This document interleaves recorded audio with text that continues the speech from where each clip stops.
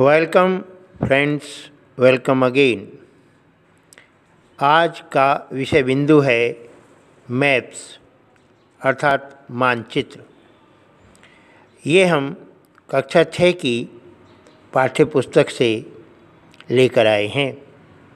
यद्यपि यह विषय कक्षा 6 के विद्यार्थियों के लिए विशेष रूप से है, परंतु इसकी जानकारी होना सभी के लिए अत्यधिक लाभप्रद है। नमस्कार दोस्तों, मैं अजय बिश्नोई एक बार पुनः आपका अपने इस चैनल पर स्वागत करता हूं। दोस्तों, आगे बढ़ने से पहले आपसे रिक्वेस्ट है कि यदि आप इस चैनल पर नए हैं तो कृपया चैनल को सब्सक्राइब करें, लाइक करें और इसे प्रमोट भी करें। तो आइए देखते हैं मानचित्र क्या है। मानचित्र वास्तव में पृथ्वी की सतह या इसके एक भाग का पैमाने के माध्यम से चपटी सतह पर खींचा गया चित्र है। अर्थात किसी एक विशेष भाग को यदि हमें दर्शाना है तो हम किसी प्लेन पेपर पर, कागज़ पर उसका चित्र बना सकते हैं। यही मानचित्र कहलाएगा। मानचित्र कई प्रकार के हो सकते हैं, जैसे कि भौतिक मानचित्र। इस प्रकार के मानचित्रों में पर्वत दिखाते हैं, पठारों को दिखाया जा सकता है, नदियों को चित्रित किया जाता है और मैदानों को दिखाया जाता है। इसी प्रकार राजनीतिक मानचित्रों में हम राज्य को, नगर को, गांव को एवं उनकी सीमाओं को चित्रांकित करते हैं। इसी प्रकार थीमेटिक मानचित्र में हम सड़कों को, वर्षा, वन एवं उद्योगों आदि को प्रतीकों के माध्यम से दिखाते हैं। इस प्रकार ये स्पष्ट है कि मानचित्र के 3 मुख्य घटक होते हैं।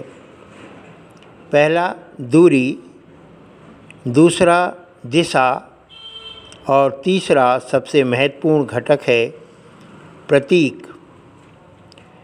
मानचित्र पर दूरी के लिए एक पैमाना मान लिया जाता है। जैसे उदाहरण के लिए मान लीजिए हमें 2 किलोमीटर लंबी कोई दूरी प्रदर्शित करनी है, तो हमने उसका पैमाना मान लिया 2 किलोमीटर बराबर 2 सेंटीमीटर। मानचित्र में दाहिनी ओर एक तीर का निशान बना होता है जिस पर उत्तर लिखा होता है, अर्थात ये उत्तर दिशा को बताता है, जैसा कि आप ऊपर स्क्रीन पर देख रहे हैं। इससे हम चारों दिशाओं का बड़ी आसानी से पता लगा लेते हैं। अर्थात जिस ओर ये तीर का निशान दिखा रहा है उधर उत्तर है और उसके नीचे स्वाभाविक रूप से दक्षिण दिशा होगी। इसी प्रकार पूर्व व पश्चिम।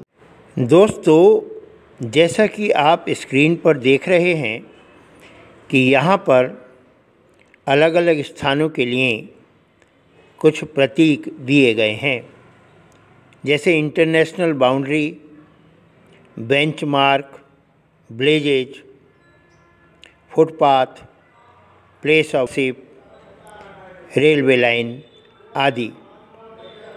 दरअसल इन्हें रूढ़ प्रतीक कहा जाता है। ये सभी प्रतीक अंतर्राष्ट्रीय स्तर पर अंतर्राष्ट्रीय सहमति के आधार पर तय किए जाते हैं। अर्थात पूरी दुनिया में किसी भी देश के मैप पर या किसी भी मैप पर इन्हीं प्रतीकों का प्रयोग होता है। इससे हमें स्थान तलाशने में आसानी होती है। दोस्तों, मानचित्र के अतिरिक्त एक रेखा मानचित्र भी होता है। ये पैमाने पर आधारित न होकर याददाश्त और स्थानीय प्रेक्षण पर आधारित होता है। इसके अतिरिक्त खाका एक छोटे क्षेत्र का बड़े पैमाने पर खींचा गया चित्र है। इसी को हम खाका कहते हैं।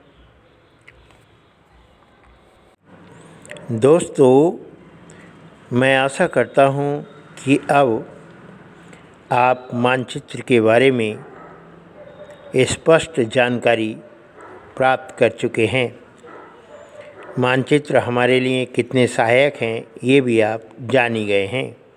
तो मिलता हूँ अगले वीडियो में। कृपया लाइक करें इसे। जय माँ शारदा।